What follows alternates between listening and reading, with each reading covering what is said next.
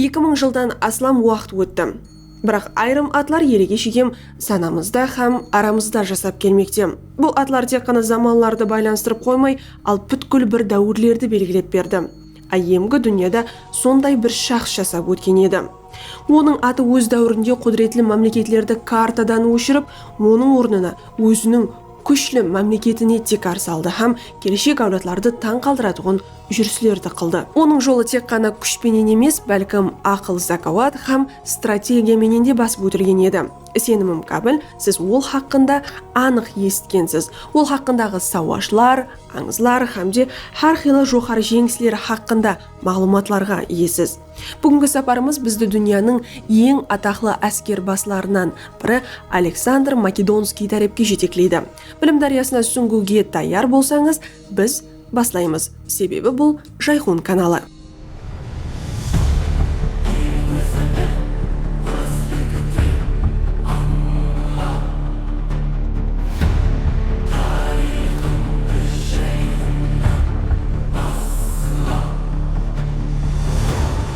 Біз көріңімізді Александрдан емес, ал оның әкесі Филипп екінің тарихынан баслаймыз. Гап сонда греклер тарихының өзіне тән тәреплерінен бірі, олар ұзақ уақыт давамында өз ғаресіздігін сақлап қалған полислардан ібарат болғанлығында. Олардың кіші көлемі һәм тұрақсызлығы антик дәуірде де таң қаларлы болуына қарамастан парсылар хүжімінен аман қалғанлығында. Яғни эрамызға шекемгі 4-ші әсірде шет елдіктердің шабылу жасау қаупі таң қалатұғын жағдай емес еді. Бірақ бұл қауіп қатер құдіретлі Парсы империясынан емес, ал сол уақытқа шекем онша ахметке ие болмаған Македон, ямаса Македония атыменен белгілі болған патшалық тәрепінен еді. Македонияның табысларына Афинадағы сияси бөлінулер һәм экономикалық басым, сондай-ақ грек полисларының тәртіпсіздіктерге дұс келуі себеп болған еді. Бұлардың барлығы эрамызға шекемгі 359 жылда Македония патшасы болған һәм кем ұшырайтұғын дипломатиялық ұқыпқа ие Филипп екі үшін үлкен мүмкіншіліктер жаратты. Филипп эрамызға шекемгі 382 жылда туылған. Әкесі Аминта және оның иллириялық сайыбы Евридиканың перзенті болған. Плутархтың жазуына қарағанда Евридика балаларын тәрбиялау үшін оқуды үйренген. Бірақ Филипптің оқуы ағасы Александр II жеңілуі нәтижесінде эрамызға шекемгі 369-367 жылларда Фиваға греу ретінде тұтқынлыққа жіберу бәнесіменен тоқтап қалады. Оның греу ретінде ұстап тұрылуы онша үлкен жоғалту болмады. Филипп Фивада болғанында лектра үстінен жеңісі оған заманауи грек саясаты һәм әскери тактикасы бойынша қымбатлы мағлұматларды үйренуіне түрткі береді. Филипп эрамызға шекемгі 367 жылда Македонияға қайтқанында мемлекетте елеге шекем тәртіпсізлік хүкім сүрер еді. Соңғы 7 жыл дауымында 3 патша мемлекетті басқарған еді. Саяси тұрақсызлық Филиппке күтілмеген мүмкіншілік пайда етті һәм ол Перидикас өлімінен кейін хакимиятты иелеуге дауагерлік ете бастады. Филипп екі эрамыздан алдыңғы 359 жылда Македония патшасы болды. Филипп екі тарихқа келгенде Македония хар тәреплеме салмақлы ауыр саяси кризис жағдайында еді. Филипп екі өзінен алдыңғы хүкімдарлардың саяси харекетлерінен бас тартты. Македонияны бірлестіріп, мемлекетті бекемледі. Онан алдыңғы патшалардың орайлық хакимиятты бекемлеу бойынша бірден бір системасын логикалық жақтан жұмақлаған.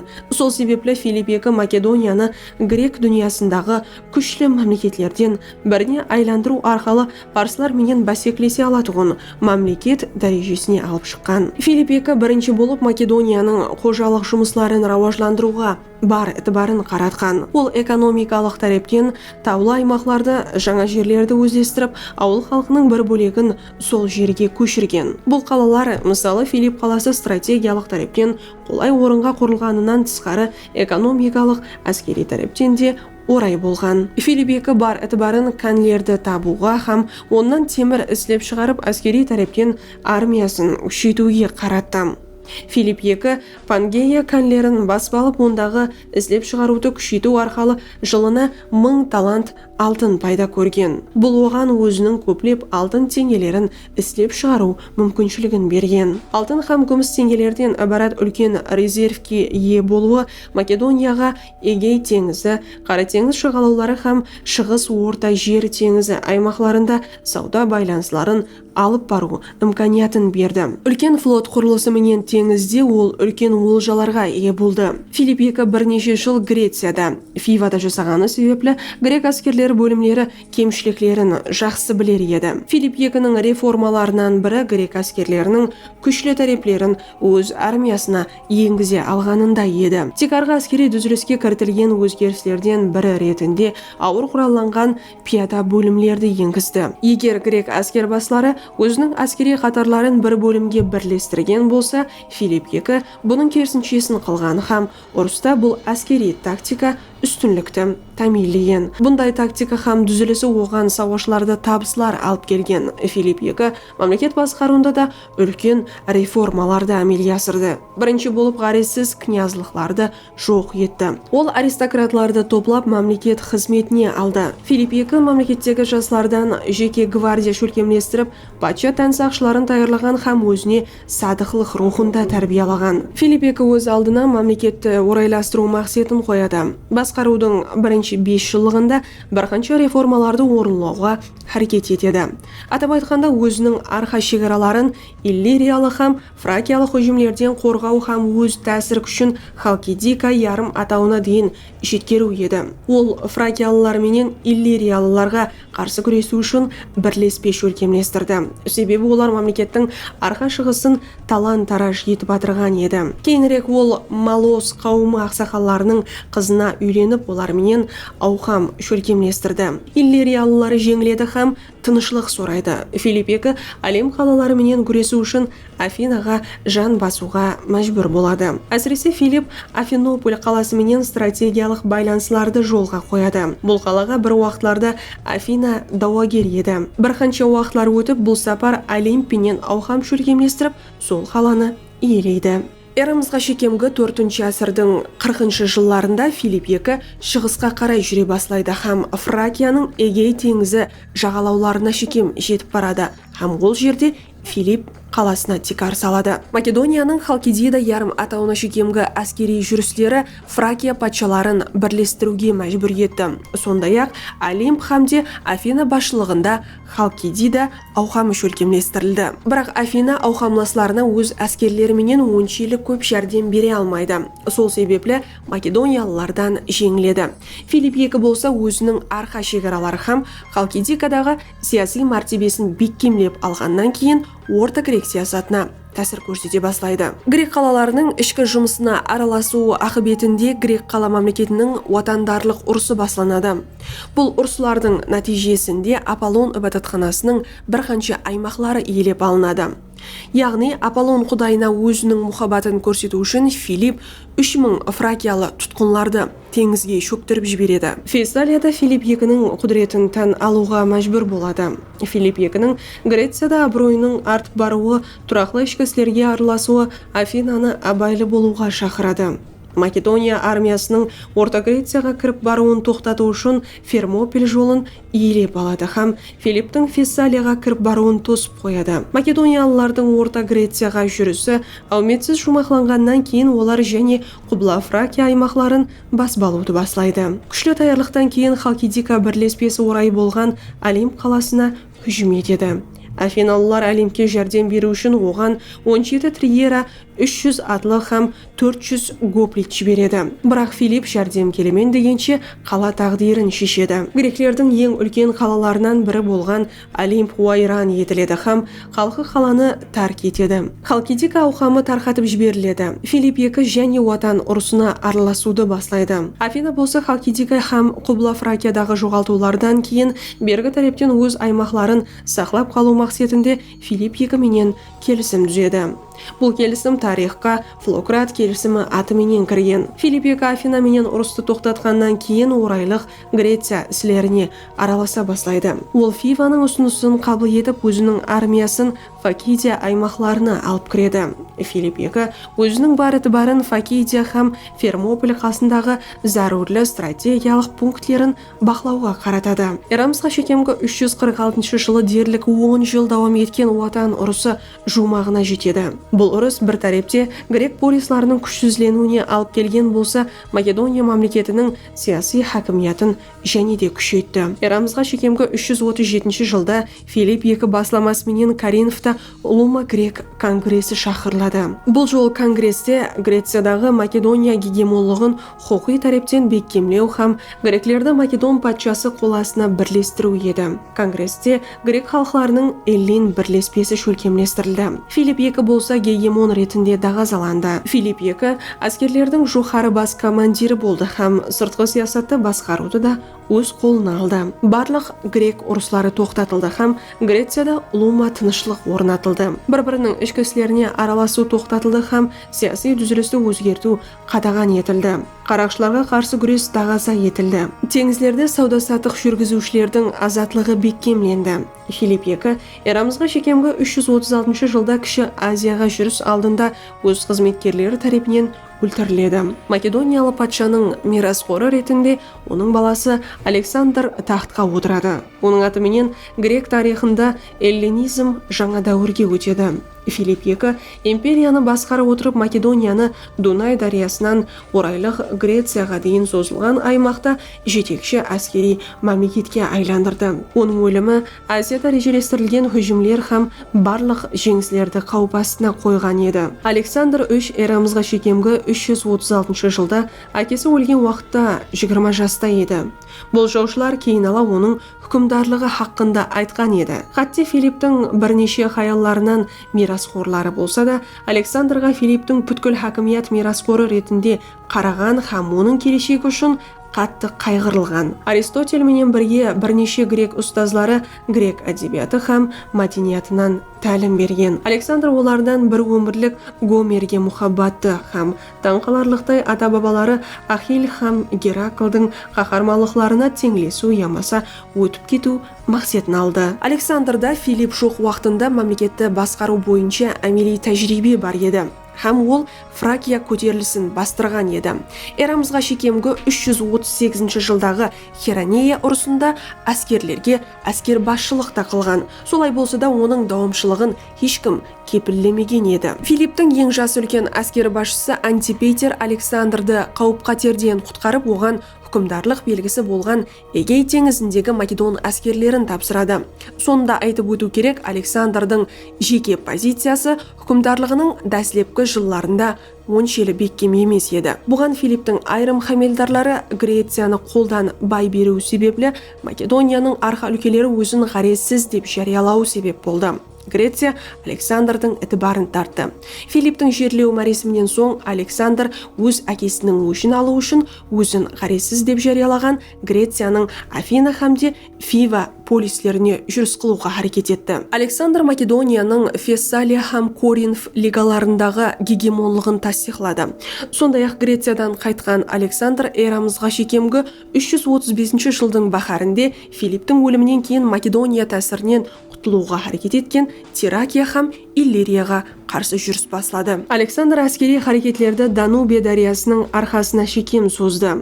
Филипп екінің эрамызға шекемгі 339 жылы Скутиядағы жеңісінен кейін кемсітірген Трибалли Александрдан хаяллары һәм балалары менен жасап атырған атауға аманлық сұрайды. Қалған Теракия қауымлері Гета һәм Данубия арасында қалуға мәжбүр болды. Македония бекемленгеннен кейін Александр эрамызға шекемгі 334 жылдың бахарінде Азияға жүрісін баслады. Оның армиясы толық 37 000 адам еді. Бұннан Македония фаланга пиядалары 12 000 тана, қосымша 3 000 адамлық патша гвардиясы һәм 1800 адамлық атлы әскерлер бар еді. Бұнан тысқары Иллирия һәм Техрасанның 9000-ға жақын грек пияда һәм атла әскерлері де бар болған. Әскерлердің транспорт құралы болып 200 дана грек кемелері қызмет етеді. Александрдың Азиядағы дәслепкі харекетлері тап театр сахнасындағыдай болды. Ол Азия топырағына қадим қойған дәслепкі Македония патшасы болды. Кейінірек Александр Троя қаласына барды. Аңызға айланған Троя шахы Триамдан Афинаны басып алғаны үшін кешірім сұрады һәм бабасы Ахиллеске құрмет көрсетті. Парсылар Александрды дәслеп қазіргі Түркия аймағында күтіп алды. Дәслепкі соғылғысу Гранг дариясы, қазіргі Көшебош бойында, Анатолияның арқа батысында болды. Бұл дәуірде парсылар тарапында грек шалланбай әскерлері де болған. Ұрыста Александр Троядан Афинаға келтірілген бронда түсті. Ахиллес броны деп аталған бұл қалқан парсыларды албыратып қойды. Ұрыста Александр жараланып, оның өмірін мейірбекесінің ағасы Клит құтқарып қалды. Ұрыста Александр 2000 ватан сатқынын құрбан етті һәм тірі қалқаларын Македонияға шекем мойынларына шынжырменен алып барды. Александр әскерлері Анатолияның құбласы бойлап батыс тарапке харекет ете бастады һәм парсы сатрапылықтары Лидия, Кариява, Лусияны иеледі. Эрамызға шекемгі 333 жылдың бахаріне шекем Александр қазіргі Анатолия орайы Анқара, сол уақыттағы Фригия пайдақты Гордиумға жетіп барды. Кіші Азиядағы шеңліслерден кейін Доро 3 әскерлеріне ұқыплы саркарда Мемнонды әскер бас етіп тайынлады. Мемнон Милет қаласын бекемлеуге харекет етеді, бірақ тосаттан апатшылық себеплі көз жұмады.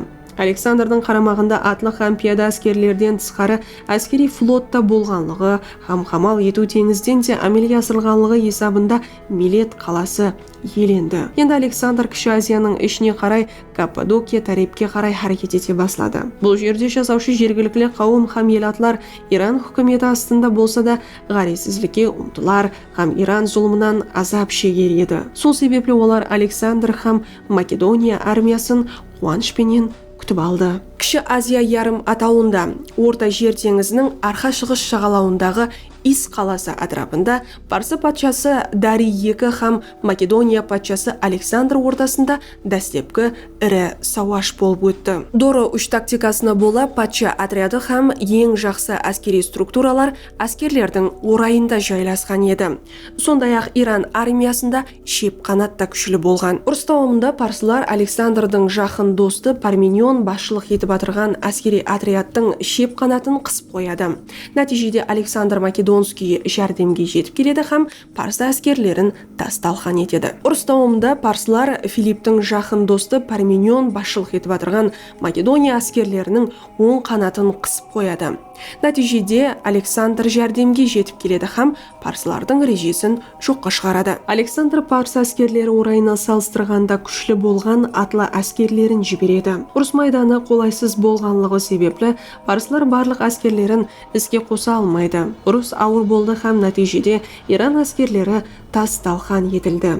Александр шақтың барлық күшлерін иелейді. Олардың арасында Доро 3-тің шаңырағы да бар еді. Ис сауашынан кейін парсылар қарсылығынан жетерліше жеңіп шыққан Александр Сирия һәм Финикия тарапке жол алды. Бірақ бұл аймақта Тир қаласы ғана мәлім уақыт қарсылық көрсетеді. Күшлі қамал болғанына қарамастан Александр Тир қаласын иелейді һәм қаланы ойран етті. 30 мыңға жақын қала халқы құл қылынып сатып жіберілген. Александр жүрістерін Финикиядан Құблаға қарай давам еттіреді һәм эрамыздан алдыңғы 332 жылда Александр Мысырға жүріс қылды. Мысырлылар Македон әскерлерін қуанышпенен күтіп алған. Мысырдағы Иран сатрапы Александрға қарсылық көрсету орнына оған қайырқомлық көрсетіп, кахындар менен Александрды күтіп алуға шықты. Мысырлылар Иран тәсірінен құтылғанына жүдә қуаншылы еді. Олардың қуанышына және бір себеп Александрдың Мысыр құдайларына құрбанлық қылу хақындағы бұйрық белгенлігінде һәмде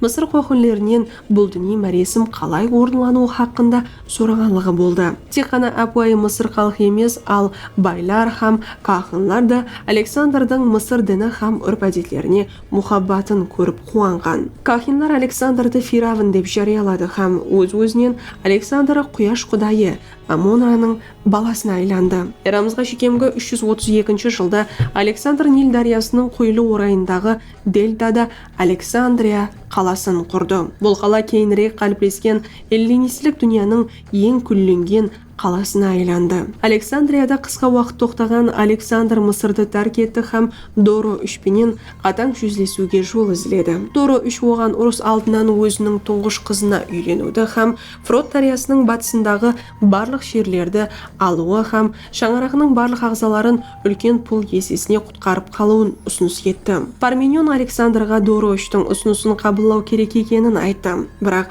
Александр оған бекарлау жауабын берді һәм мен Парменион болғанымда раз болар едім, бірақ олай емес деп жауап қайтарған. Александрдан яқ жауабын алған Доро үш тезлікпенен македониялыларға қарсы әскер топлады. Екі ортадағы шешуші ұрыс эрамызға шекемгі 331 жылы 1 октябрь күні арқа шығыс Ирактағы Гавгамел ауылында болды. Доро басшылығындағы парсылардың жеңіліске ұшырауы себеплі бұл ұрыс грек тарихындағы ең жақсы тариф берілген ұрыс болды. Ис соғысында жеңіліске ұшырағаннан кейін жылдар дауамында Доро үш әскерлерді таңлап жинады. Жаңа армияның атлы әскерлері жүда күшлі еді, бірақ дегенменен де әскерлердің алдыңғы пияда қатары күшсіз еді. Доро үш Гавгамел соғысында өзінің әскерлері, яғни атлы әскерлері Александр Македонскийдің әскерлерін қоршап алуына үміт еткен еді. Бірақ дегенменен де пұқталық пенен көрілген ләжларға қарамастан, Гавгамел соғысының нәтижелері де Ис соғысына ұқсас болды. Соғышта Александрдың атлы әскерлері Парсы империясының әскерлерінің орайына хүжім етеді. Доро үш соғыс майданын тәрк етеді һәм Иранның шығыс тарапіне қашады. Сондай-ақ Парсы империясының орайын иелеген Александр Доро үшті тұтқынға ала алмайды. Бірақ дегенменен Доро үштің аман қалған әскерлері Александрды Азия шахы деп құтлықлайды. Александр Бобил, Суза һәм Персопольді иеледі. Бұлар Александр үшін үш үлкен сауға болды. Александр Бобилға эрамызға шекемгі 331 жылы октябрь айы орталарында салтанатлы түрде кіріп келді. Мысырдағы сияқлы Александр руханиларды тыншыландыру жолын ізледі. Бобилдің бас құдайы Мардукқа құрбандық келтіруді ұсыныс етті һәм парсылар дерлік бір әсір алдын көтерілісшілерді жазалау үшін бұзған ибадатханасын қайта құру бойынша бұйрық берді. Александр жеңілісті тән алған һәм оның тарапіне өткен Суза һәм Бобил сатрапларын сыйлықлады. Бірақ Персополь қаласы һәм халқының жағдайы басқаша болды. Персополь Парсы империясының орайы болып, парсылардың ғалабалық әләжлары һәм жаңа жыл байрамлары, сонымен бірге салық тапсыруға тиесілі діни дәстүрлері де осы орында өткерілген. Бұл жерде Доро бір хүкімдарлығы дәуірінде грек елшілері кемсітілген еді. Персополь греклерге һәм басқа халықларға парсылар хүкімранлығын көрсетуі керек еді. Александр бұл үслерді эрамызға шекемгі 5 әсірде грек-парсы ұрысларында ойран етілген қалалар үшін өш алу мақсатында таңлады. Эрамызға шекемгі 330 жылдың апрелінде Персопольді тәрк етуден алдын македониялылар қаладағы сарайларға от қойды. Әскери болмаған көпшілік халық, атап айтқанда әйелдер, балалар һәм барлық қалеушілер армияға қосылды. Айтуларына қарағанда мәз халда болған Афиналы Таис Александрға эрамызға шекемгі 480 жыл парсылар тарапынан ойран етілген Афина үшін өш алу мақсатында Персопольді жағуды ұсыныс еткен. Персопольді жағуға әскерлерді рухландырған, бірақ Александр қаланы бүткілдей жаулап алу һәм ойран етуге қарар қылған. Тәсім болғанына қарамастан Персопольдің тағдыры Фива һәм Тирға ұқсас болды. 20 ғасырда америкалы археологлар Персопольді қазып тапты. Қазылмалар сонымен бірге бұл жердегі сарайлар ғазинелерге бай болғаны, олар Парсы империясы хүкімранлығы дәуірінде 2 ғасыр дауамында топланғаны һәм арасында да өрт нәтижесінде ойран болғанын көрсетті. Персопольдің жағып жіберілуіменен Александр грек жүрістерінің ақыры жеңіспенен таусылғанына белгі берді. Александр Персопольдің жануын бақылап тұрар екен, алдында оны 4 жылдық машақатлы жүріслер күтіп тұрғанын білмеген еді. Біріншіден, оның ауметлі тағдирінің шекарасы дауам етіп атырғандай көрінер еді. Доро үш Мидиядан шығысқа қарай қашады. Александр Экбатанды һәм Доро үштің ғазинелерін бүткілдей иелейді. Парсы һәм Мидия қауіпсіз болғаннан кейін Александр Доро үштің грек әскерлерін азат етті. Бұлардың барлығы Доро үшті тұтқынға алу һәм ахаманилер үрімпітағын жұмақлау үшін қаратылған еді. Александр Доро үшті Бактрияға, яғни қазіргі Афганистан аймағына жетіп алмасынан алдын іркуге үміт етті һәм және оны бақылап баруды дауам еттірді. Бірақ арқа сатраплықлардағы сияси топар басылығы Бактрия сатрапы 5 тарапынан эрамызға шекемгі 330 жылда Доро үш өлтірілді. Өкінішпенен айтамыз, 5 Бактрияға қашты һәм онда Артаксеркс 4-ші атыменен Парс тақтына отырған. Дороның өлімінен Александр Македония һәм Иранды бірлестіру үшін айрықша белгі ретінде пайдаланбақшы болған. Дороның өлігі Иранға қайтарылды һәм әдетлерге болашақларға тән ітібар менен жағып жіберілді. Бұнан кейін Александр Дороның өшін алды деген мыш-мыш кәплер тарқалды. Александрдың стратегиясы саналы һәм пайдалы еді. Себебі аман қалған ахаманилер шаңырағы уәкілдері һәм парсақ сүйеклері Александр Македонскийге қосылды. Оған қарсы болып қалған біз күш-қуаттан қысып қойылды. Қарсылық нәтижесінде Александр Ирак шығысына шекем жылжыды. Ақыр эрамызға шекемгі 329 жылдың бахарында біздің достары оның тірі қалуынан қауіпсіреп, оны Александрдан кешірім сұрауға мәжбүрлейді. Ахаманилер дауымшыларының бұл харекетлері себеплі Александр Македонский бесті судқа келтірді һәм өлтіру үкімін орынлады. Сагдиана һәм Бактрия шекаралары бойлап македонларға қарсы азатлық күреслері басланды. Бұл көтерілістер 3 жыл давам етті. Көтерілістер бастырыламан дегенше, яғни эрамызға шекемгі 327 жылға шекем Александр Македонскийдің әскерлері жеңіліслерден азап шекті һәм басқаруда қиыншылықларға дұс келді. Үкімдар Иран сатрапларының орнына грек һәм македон рәсмилерін қойды. Сонымен бірге ол армияда босап қалған орынларды толтыру үшін Сагдиана һәм Бактрия жазларын таңлады. Грек һәм македониялылардан ібарат болған армия ұзақ уақыт үйден алыста болудан шаршаған еді. Александр Македонскийдің әскерлерге артқа қайту мүддетін Дороның өлімі деп айтқан еді.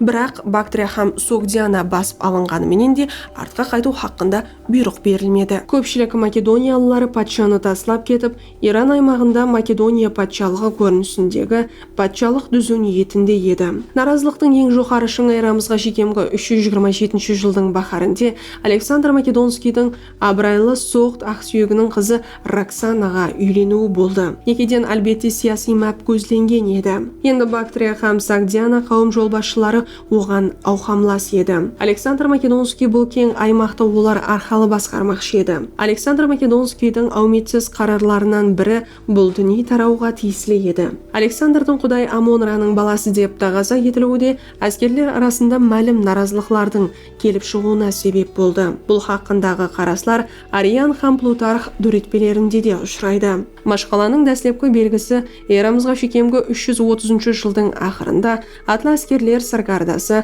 Перминионның баласы Филотаспенен жүз берді. Ол патшаға қаратылған көзбоймашылықта айыплы ретінде өлтірілді. Сонымен бірге бұл көзбоймашылыққа байланысылы деп табылған Антипатердің баласы Александр Линкестиста өлтірілді. Ең қауетерлі бақытсыздық эрамызға шекемгі 328 жылдың күзінде жүз берді. Клит қара Александрдың өмірін Граник сауашында сақлап қалған еді. Кейінірек Клит хукымдардың парсыларды қоллап қуатлау сиясатына қарсы шықты. Александр Македонскийдің тарихшысы Каллистенис мағлуматларына бола ол қолға алынды һәм өлтірілді. Эрамызға шекемгі 327 жылдың жазына шекем Сагдиана һәм Бактрия беккемленді. Бұл Александр Македонскийға қалсіреген һәм мәлім моғдарда зеріккен армияны қайтадан толтыру һәм қалыплестіруге мүмкіншілік жаратты. Александрдың атрапында зарурлы өзгерістер жүз берді. Пердика, Кратер, Лусима һәм Плутомейлер Македонияның ескі әскеріне айланды.